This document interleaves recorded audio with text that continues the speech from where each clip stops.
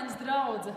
Hello, Grapevine congregation. Ieklausīsimies, ko apostols Pāvils sūta no mums jums. Let us listen to St. Paul's words that he told us that we are sending to you. Vēstule Titam 3. nodaļa. And this is Titus, a third.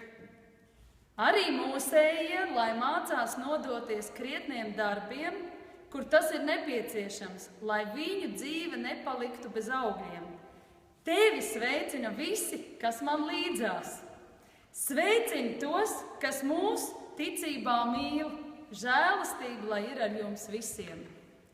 And let our people also learn to maintain good works, to meet urgent needs, that they may not be unfruitful. All who are with me, all of us, greet you. Greet those who love us in the faith. Grace be with all of you. Amen. Paldies, ka mēs kopā varam darīt labus darbus, Dieva darbus.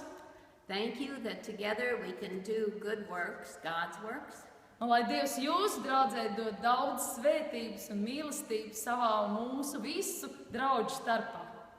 And may God give you much love and mīlestību un mūsu draudžu starpā. Our congregation and Riga First together.